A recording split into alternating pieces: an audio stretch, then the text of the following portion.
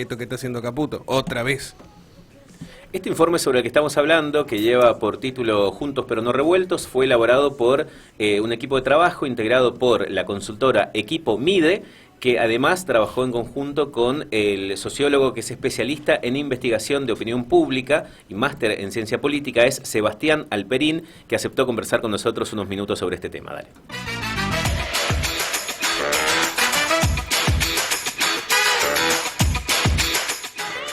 Hola Sebastián, ¿cómo estás? ¿Nos escuchás? Te vemos bien a vos, así que esperamos que podamos conversar aquí por videollamada. Sí, excelente, buen día, ¿cómo les va? Buenísimo, gracias por atendernos. ¿Cómo estás? No, por favor, a ustedes, un placer. Sebastián, después de este informe, ¿cómo describirías el momento político que está atravesando el gobierno nacional ahora? Me parece que es un momento de una gran incertidumbre, y yo diría que es un momento crucial, pensando en lo que viene, me refiero puntualmente a las elecciones legislativas del año próximo, ¿no? Es decir, en un contexto donde, si bien el gobierno logró sostener el veto a la reforma jubilatoria, no es menos cierto que ahora se le viene un duro examen en el Congreso que tiene que ver con el financiamiento de las universidades y el tema del presupuesto de la CIDE. Y más aún teniendo en cuenta que en abril de este año el gobierno le tocó lidiar con el examen más difícil, que fue justamente la manifestación en defensa de la educación pública, que además trascendió con creces el tema de las demandas por la educación, y además es un tema que toca una fibra sensible, eso como el tema de los jubilados, que implica incluso buena parte de su propio electorado, ¿no? Sebastián, ¿cómo se está jugando ahí la alianza? Porque vemos que, la alianza en el vínculo del gobierno nacional con sus aliados políticos, ¿no? En particular con el espacio del PRO, el espacio que dirige Mauricio Macri. Me parece que es un vínculo de desconfianzas mutuas, ¿no? Es decir, donde no se termina de articular. Primero porque, bueno, como Macri dijo en varias oportunidades, perdonando la expresión, pero repitiendo, citando textualmente palabras de él, me está boludeando, ¿no? Cuando se armó el Club de la Milanesa, después de sucesivos encuentros, decía, no cumple lo que promete, le doy un mes. En términos de demandas de él, que tiene que ver con incorporar equipos de su entorno, y por otro lado, de darle un rol menos protagónico, al menos en lo que tiene que ver con el vínculo con él directamente, a el triángulo de hierro, ¿no? Me refiero puntualmente a las figuras de Karina Milei y Santiago Caputo. Ahora, ¿qué momento están pasando ahora Macri y Milei? ¿Están más distantes que al principio de la gestión? ¿Se han mantenido a una distancia prudencial? ¿Cómo ves esa distancia entre ambos, esa relación? Me parece que es digamos, yo diría que si uno lo analizara con la metáfora de un ring de boxeo, se están midiendo, ¿no? Porque del otro lado también es cierto que el gobierno de Milei, puntualmente, cuando uno escucha cuáles son las declaraciones de Santiago Caputo, creen que en realidad Macri pretende tomar una posición protagónica en el gobierno y como alguna vez Caputo le dijo recientemente, este no es tu segundo tiempo, vos no estás en el gobierno, ¿no? Entonces, ahí es donde me parece que aparece esa sensación de que no se termina de cristalizar un acuerdo, insisto, sobre todo pensando en la posibilidad de conformar un bloque articulado para el año próximo, ¿no? Y cuando analizamos un poco, porque justamente siempre cuando tratamos de analizar los monitores de coyuntura, lo que queremos es someter a revisión nuestras propias hipótesis respecto a estos temas y ver cómo impactan la opinión pública. Y la verdad que lo que se ve es un desconcierto muy grande, digamos, la gente está muy desorientada. En su mayoría, 6 de cada 10 entrevistados asumen de que es un proceso de negociación pura propio de la lógica política. Ahora, un 25% lo ven más cerca del vínculo entre Macri y Milei desde que empezó la gestión, y una proporción similar dice que están más alejados.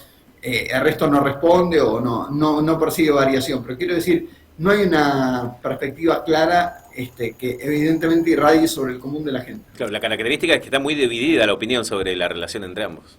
Absolutamente, pero me parece que más que dividida, lo que se impera es la desorientación. Claro. ¿No? Sebastián, esta relación entre Macri y Milei, ¿vos crees que tenga que ver con una suerte de que Macri dice, bueno, a ver, trato de que vos no cometas en términos de gestión los mismos errores que me tocó a mí, o va un poco más allá y Macri pudiera tener o estar haciendo algún tipo de especulación política hacia más adelante con intenciones de volver al poder? Sinceramente, en lo personal, creo que hay un poco de las dos cosas. Me parece que Macri quiere que al gobierno le vaya bien, porque un poco como el PRO asume, el PRO está en una encerrona. Quiero decir, Si al gobierno le va bien, los créditos son de la Libertad Avanza, pero si le va mal, el efecto arrastre le va a impactar. Claro, ¿no? el equipo técnico es del PRO. Absolutamente, Claro. porque saben que la bandera del cambio es la misma. En todo caso, lo que cambian son los métodos, si se quiere. Y esto, digamos, Macri lo tiene claro, como la propia Patricia Bullrich. En lo que claramente difieren es que Patricia Bullrich ya firmó un contrato de adhesión 100%, mientras que Macri intenta resguardar alguna distancia, ¿no?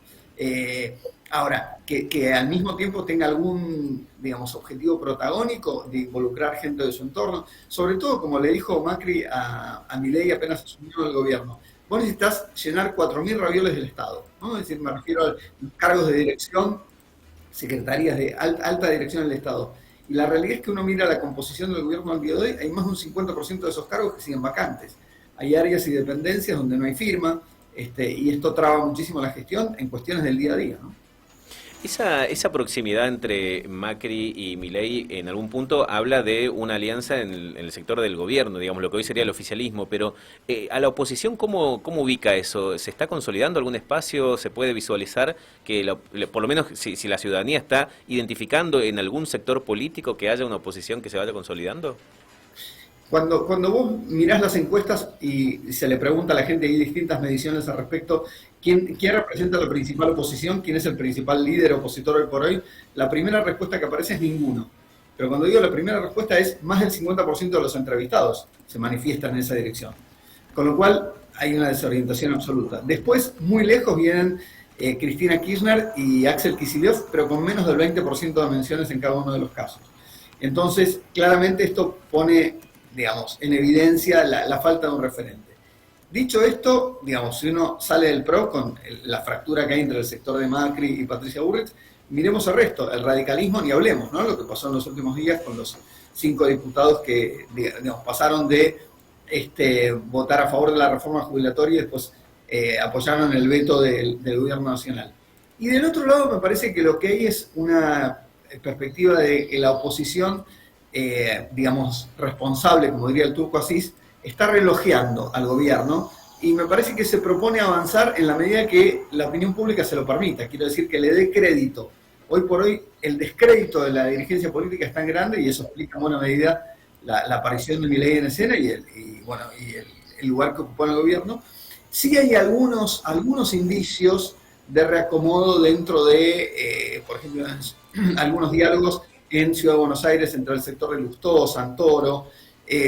Digamos, hubo alguna aproximación reciente en Tigre, una convocatoria que incluyó a Randazzo, a Facundo Manes, promovida por el líder comunal Julio Zamora, con algún visto de que eso se pudiera replicar, pero insisto, son intentos muy incipientes y sin una perspectiva clara, al menos al día de hoy, ¿no? En otras consultoras hemos visto que en los últimos días se mostró una tendencia a la baja de la imagen que venía siendo bastante alta, la imagen positiva del presidente Javier Milei. No sé si ustedes también identificaron que ha habido algún tipo de movimiento en la imagen positiva de Milei y a qué se lo atribuye. ¿Cómo vieron ustedes con el trabajo que vienen realizando? Sí, claramente. Mira, te voy a dar un inicio en esa dirección. Yo también vi varias encuestas al respecto y, digamos, las de Equipo Media también arrojan algunos datos en ese sentido. Si bien hay un piso consolidado de más del 40%, más o menos 43, 45, no es menos cierto que yo diría en los últimos 4 o 5 meses bajó 5 o 6 puntos porcentuales. Y si mirás otro indicador que me parece que merece mucha atención, digamos, cuando uno mira intención de voto de cara a las legislativas del año próximo, si bien es muy incipiente, la intención de voto de la Libertad Avanza, tanto a nivel nacional como, por ejemplo, en Provincia de Buenos Aires, pasó de 40 a 30 puntos prácticamente, desde, yo diría, abril-mayo a agosto. Con lo cual ahí tenés algunos indicadores. Y me parece que la explicación está en que el nivel de tolerancia al ajuste se hace cada vez más difícil, porque la gente viene enfrentando alza de tarifas, servicios públicos y el propio supermercado, ¿no? Y, digamos, hoy tenés datos que te dicen que un 25% de la población que votó a Milei el año pasado se está debatiendo, ¿no? No digo que se arrepienta, pero abre un signo de interrogación respecto a un potencial acompañamiento en el futuro, ¿no? Sebastián Alperín, muchas gracias por el tiempo y los conceptos compartidos a partir de este informe. Muy amable. No, por favor, gracias a ustedes y un placer.